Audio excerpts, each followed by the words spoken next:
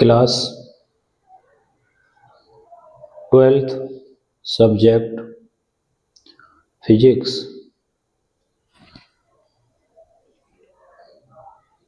Chapter 8 विद्युत चुंबकीय तरंगें इलेक्ट्रोमैग्नेटिक वेव्स शॉर्ट में कहते हैं ईएम वेव्स। तो इसमें एक्सरसाइज कर रहे हैं हम। आज का टॉपिक है एक्सरसाइज।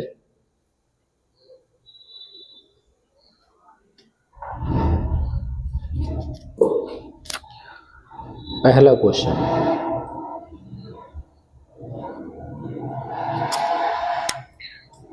पहले क्वेश्चन में पहले मैं क्वेश्चन को पढ़कर सुना रहा हूं। इसमें बुक में लिखा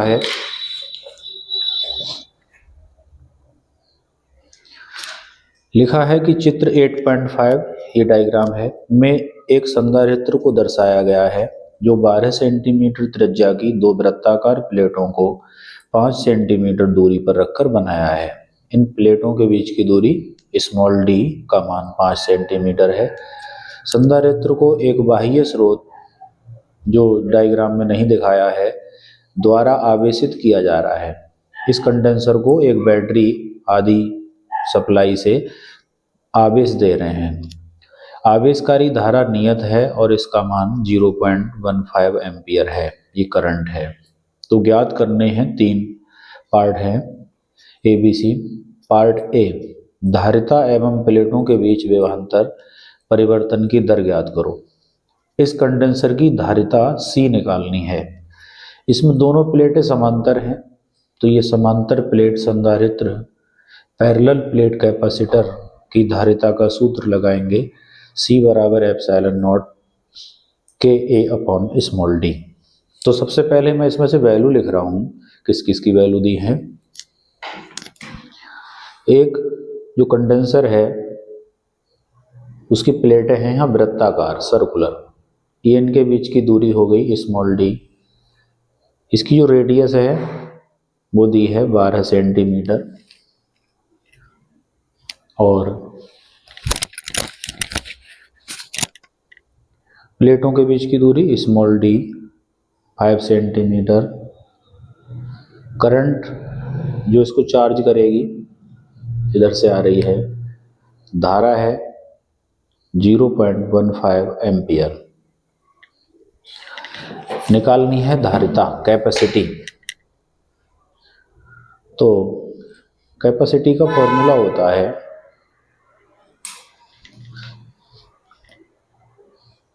C equal to epsilon not KA upon d। Epsilon not KA upon d। इन प्लेटों के बीच में वायु है और वायु के लिए K की वैल्यू 1 होती है, परावैद्युतांक। एप्सिलॉन नॉट कांस्टेंट है, इसकी वैल्यू एप्सिलॉन नॉट की value 8.85 10 to the power -12। K की वैल्यू 1। A सर्कुलर है प्लेट वृत्ताकार, एरिया लगाएंगे pi R square upon d, ऐसे ही लिखा। 8.15 की 1 से मल्टीप्लाई 8.15, पाई की value 3.14 10 to the power -12। R की वैल्यू 12 सेंटीमीटर, मीटर में रखेंगे 12 इंटू 10 टू दी पावर -2 का स्क्वायर। स्मॉल d का मान 5 centimetre, 5 into 10 to the power -2। त्रिज्या को मीटर में बदल दिया, d के मान को मीटर में चेंज कर दिया। इन दोनों की मल्टीप्लाई 8.85 3.14, इनकी मल्टीप्लाई करेंगे 4 पंजे 20, 4 अट्ठे 32 और 2 34, 4 अट्ठे 32 और 3 35, 5 8 8।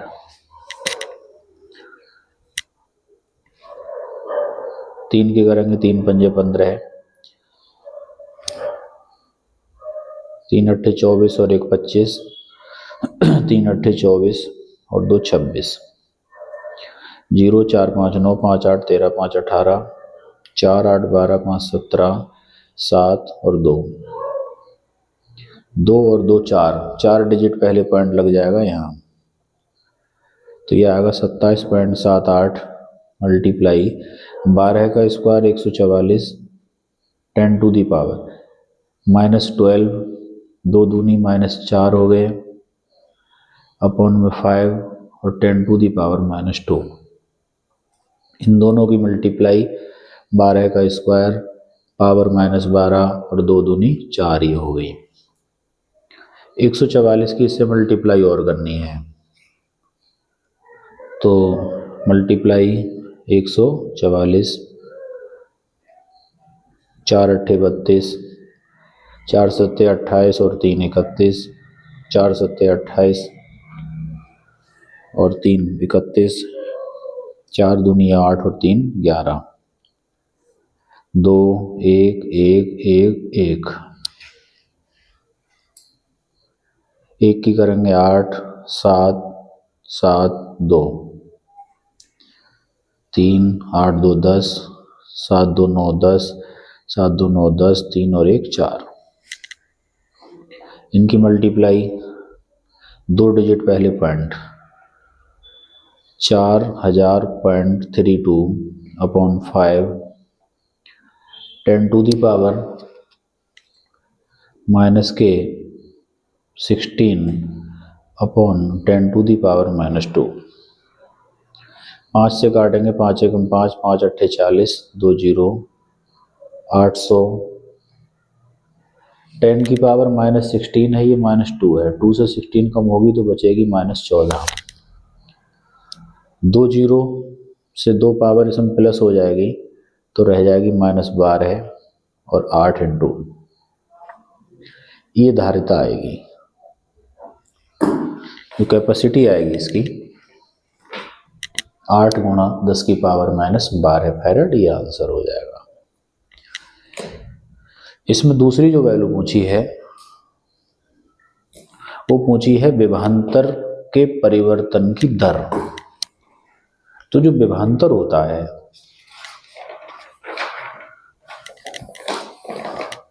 उसे हम लिखते हैं v से, उसका परिवर्तन हो गया dv, दर हो गई dv अपॉन dt, ये हो गया विभवांतर के परिवर्तन की दर, ये पूछा है पार्ट ए में ही। तो हम क्या करेंगे, हम इसमें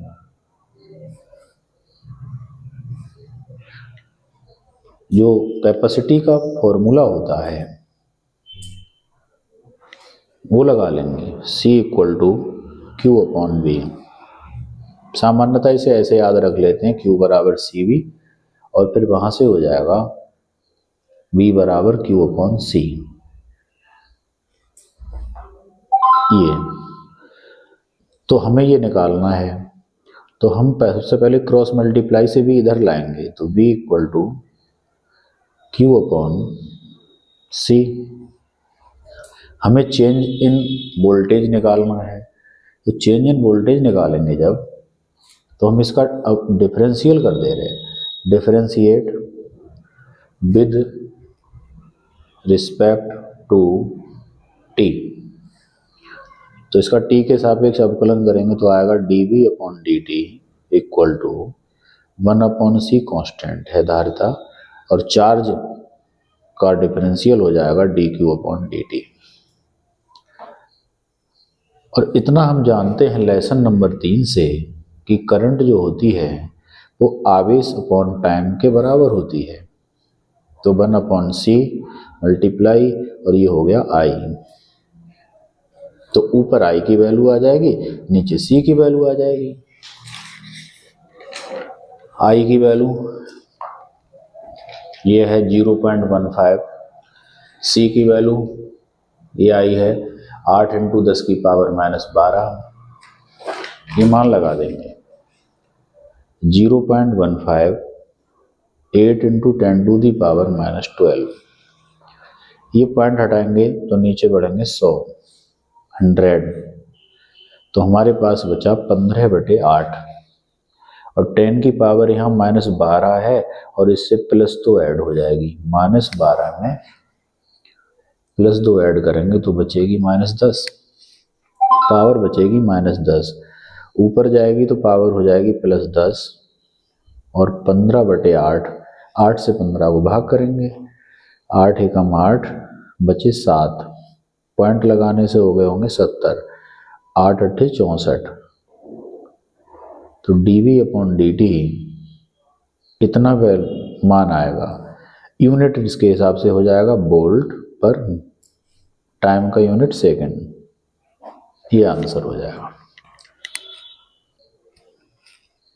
पार्ट बी में पूछा है प्लेटों के बीच विस्थापन धारा।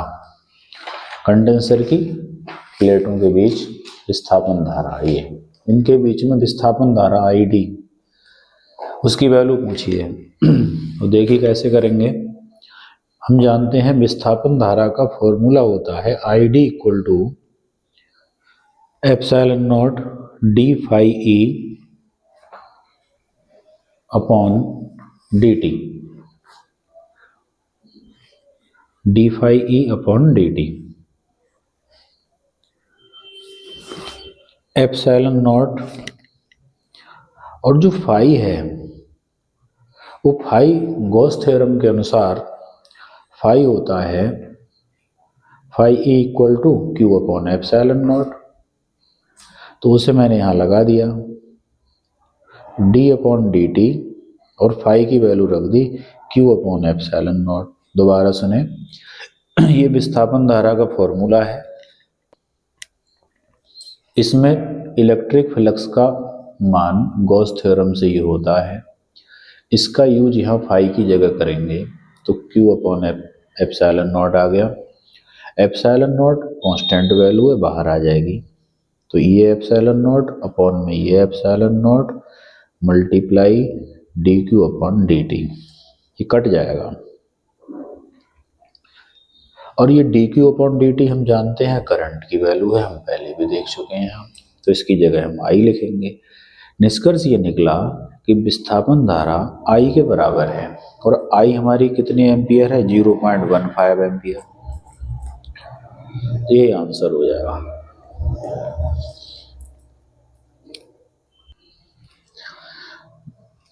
पहले क्वेश्चन का एक पार्ट C है, उसमें लिखा है क्या किरचॉफ का प्रथम नियम संधारित्र की प्रत्येक प्लेट पर लागू होता है, स्पष्ट कीजिए। तो हमने अभी कुछ देर पहले देखा था ID की वैल्यू I के इक्वल आ रही थी, तो अतः किरचॉफ का प्रथम नियम यहाँ लागू हो रहा है। सेकंड क्वेश्चन की लैंग्वेज देखें। एक समांतर प्लेट संधारित्र की जो प्लेट है वृत्ताकार है, उसकी रेडियस है 6 सेंटीमीटर। इसकी धारिता C = 100 पिकोफैरड। संधारित्र को 230 वोल्ट 300 रेडियन प्रति सेकंड के कोणीय आवृत्ति के किसी स्रोत से जोड़ा गया है। जब कभी इस तरीके से मान होता है, इतना वोल्ट, इतनी फ्रिक्वेंसी या कोणीय आवृत्ति, तो ये AC सप्लाई होती है, AC वोल्टेज को बताते हैं। इस क्वेश्चन में 3 पार्ट हैं।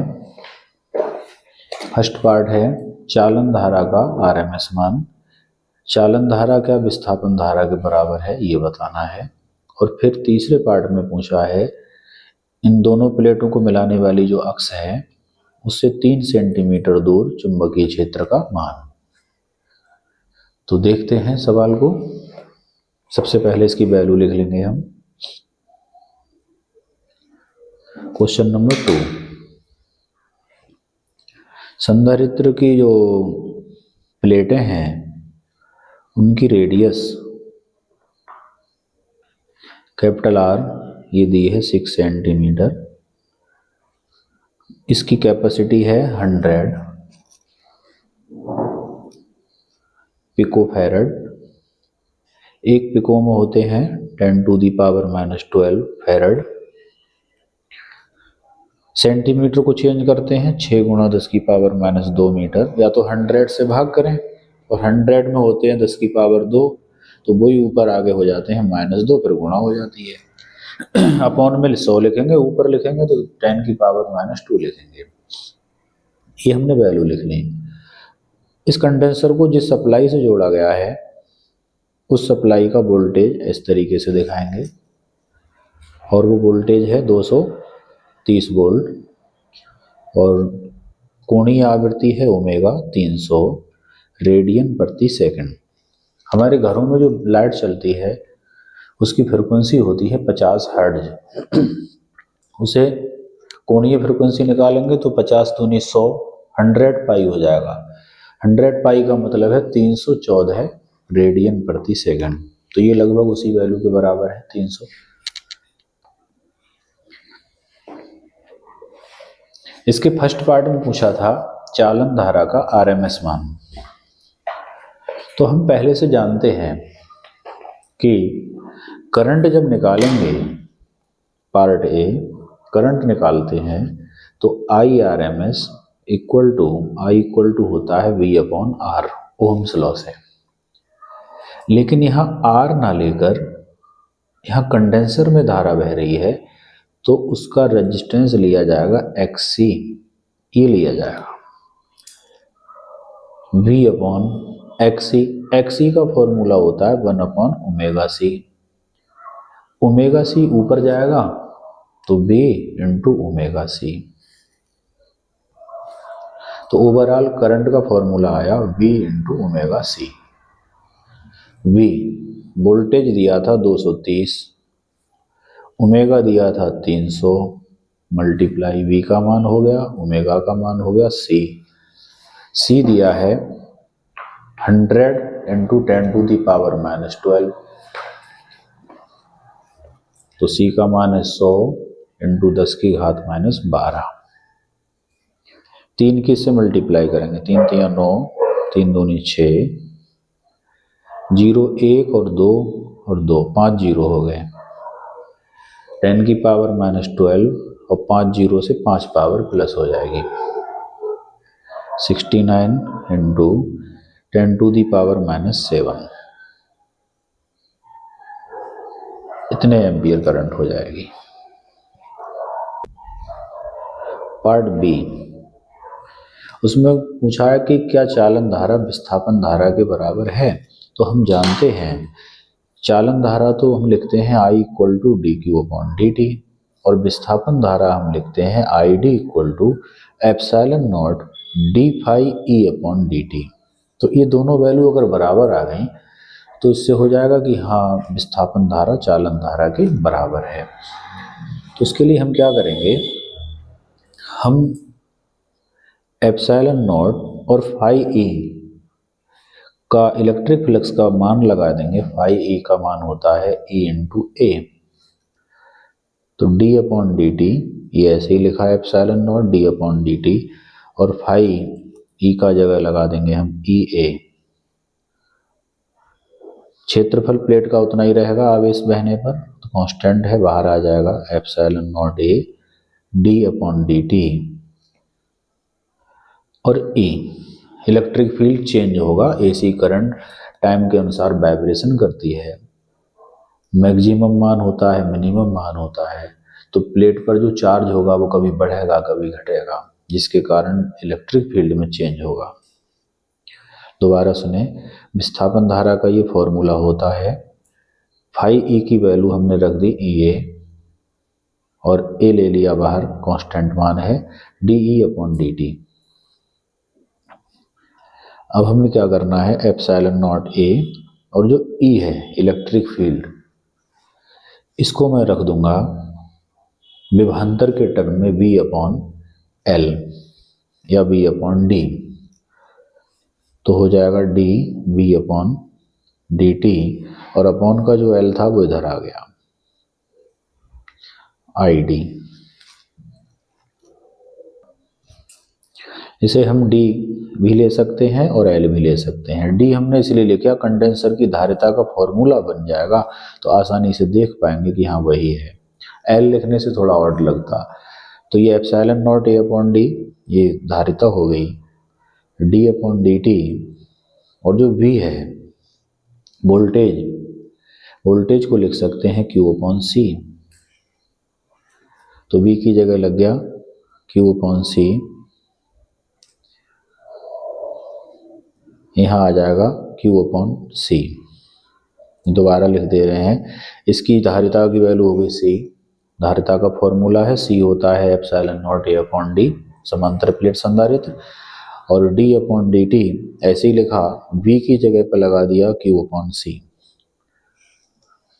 तो ये हो गया C इंटू ये 1 अपॉन C कॉन्स्टेंट बाहर, अंदर रह गया dQ अपॉन dt। C से C कट गया और dQ अपॉन dt किसकी वैल्यू है? I की, चालन धारा की। तो ID की वैल्यू I के इक्वल आती है, अतः विस्थापन धारा चालन धारा के बराबर होगी। चालन धारा है जब तार में बह रही है, विस्थापन धारा है जब कंडेंसर के अंदर बह रही है। पार्ट C, इसमें पूछा है कि कंडेंसर की जो प्लेटें हैं उनको मिलाने वाली जो रेखा है वो कहलाती है अक्ष। उस अक्ष से 3 सेंटीमीटर दूर इस पॉइंट पर मैग्नेटिक फील्ड का आयाम, चुंबकीय क्षेत्र का आयाम मतलब B नॉट पूछा है, R इक्वल टू 3 सेंटीमीटर पर। तो हम क्या करेंगे इसमें, हम सबसे पहले कंडेंसर के बीच में ध्यान देंगे कि इसके बीच में विस्थापन धारा बहती है, तो विस्थापन धारा का फॉर्मूला लिखेंगे, ID equal to epsilon not d phi E upon dt। और जो फाई E है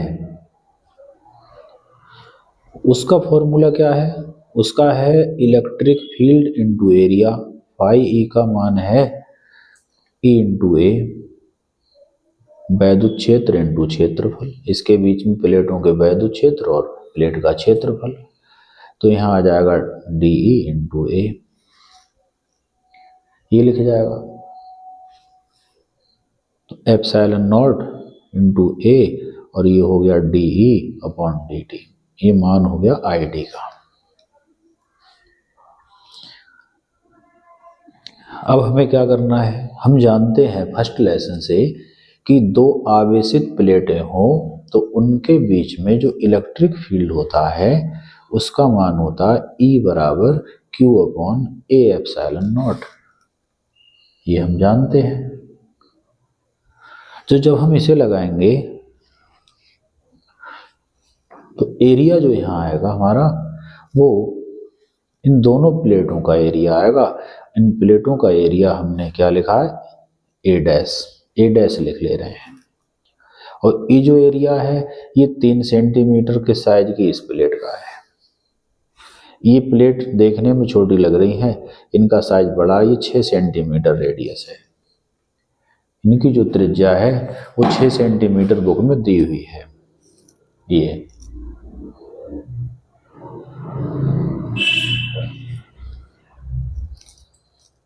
तो ध्यान देने की बात है, ये कैपिटल R बराबर 6 और ये स्मॉल r का मान 3 सेंटीमीटर।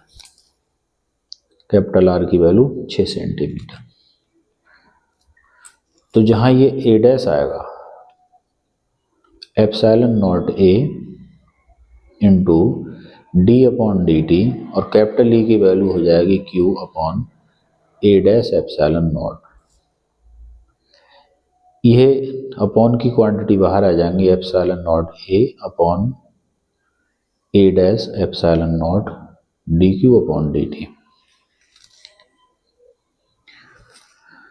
एक बार रिपीट कर रहे हैं।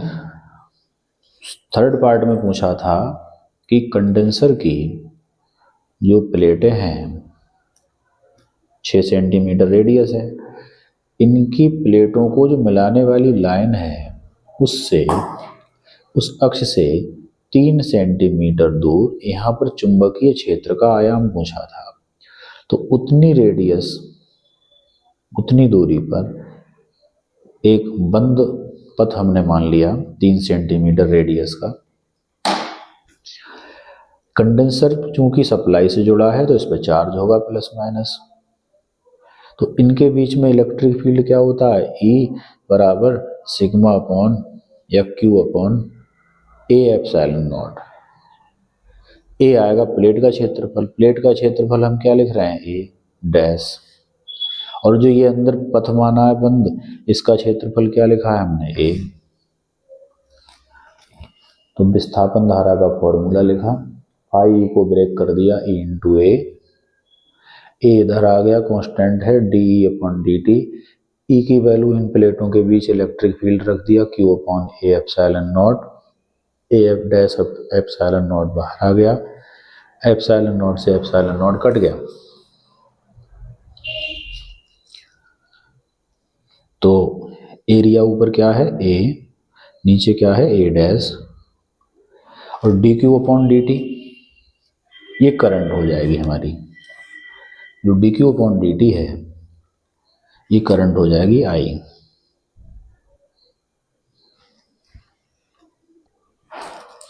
अब एम्पियर के नियम से, by Ampere's law, Ampere law से लिखेंगे तो integral vector B dot D L equal to mu not times I D, mu not into I D की वैल्यू रख दी ये, जो ये आई है, capital A upon A dash, या इसको थोड़ा सॉल्व कर लें, कैपिटल ए की जगह लगा देंगे पाई आर स्क्वायर, अंदर ये लूप का area, A capital A dash की वैल्यू लगाएंगे बड़ी प्लेट का क्षेत्रफल पाई कैपिटल आर स्क्वायर, और इंटू स्मॉल आई, पाई से पाई कट जाएगा, तो ये वैल्यू लगाएंगे हम R square upon capital R square into I. इधर लेफ्ट साइड को खोलेंगे तो ये खुलेगा B into D L, D L का इंटीग्रल हो जाएगा 2 पाई आर, इसकी परिधि आर से एक पावर कट जाएगी, तो क्या आएगा, mu not into R into I upon capital R square. इधर क्या बच रहा है, बी इंटू 2 पाई, 2 पाई आ गया अपॉन में, यहां से वैल्यू निकालेंगे। सर्वप्रथम विस्थापन धारा I D equal to epsilon not D phi upon D T, phi की जगह ई ए कांस्टेंट इधर D E upon D T, electric field होता है Q upon epsilon not, Q upon A dash epsilon not, A dash epsilon not बाहर, epsilon not से epsilon not cut गया, ये A area है condenser की plate का,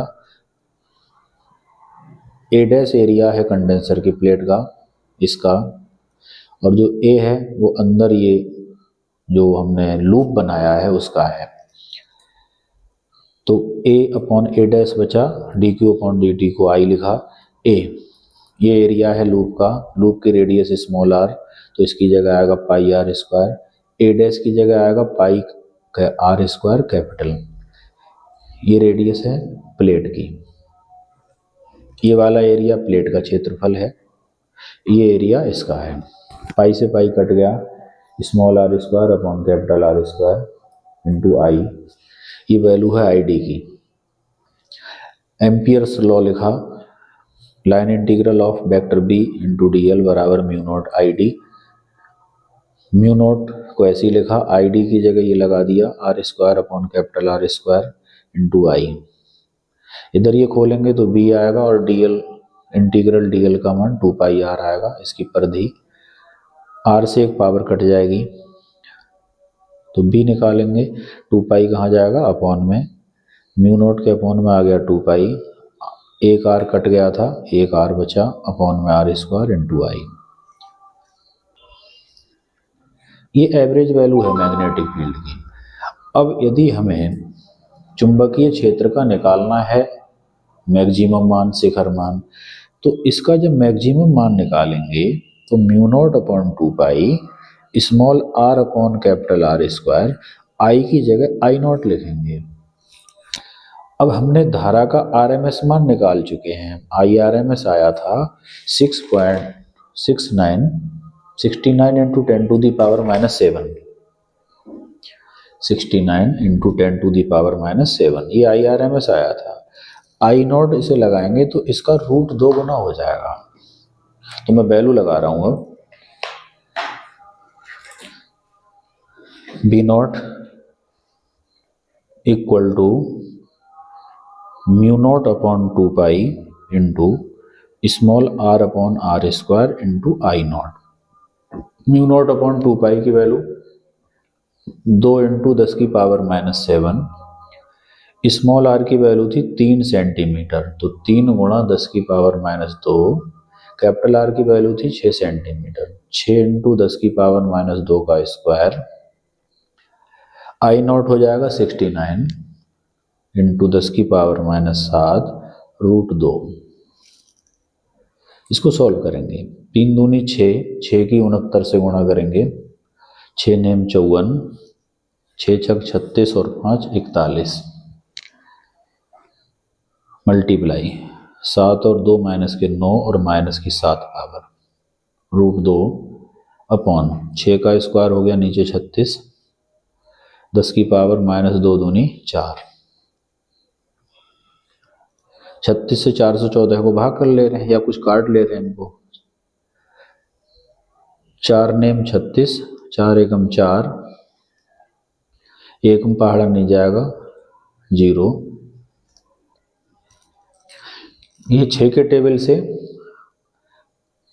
पूरा कट जाएगा, इसलिए 4 के टेबल में पॉइंट जा रहा था, 6 के टेबल में सही रहेगा। 6 छक 36 और यहाँ 6 छक 36 बचे 5, 54 हो गए, 6 नेम 54, तो 69 upon 6 root 2 10 to the power, ऊपर हो गई 7 और 9 16 और नीचे पावर है -4, 6 से इसे डिवाइड करेंगे, 6 एकम 6 बचे 9, 6 एकम 6 फिर बचे 3, पॉइंट लगाएंगे तो 6 पंजे 30 रूट 2 10 टू दी पावर, ऊपर बचेगी -12।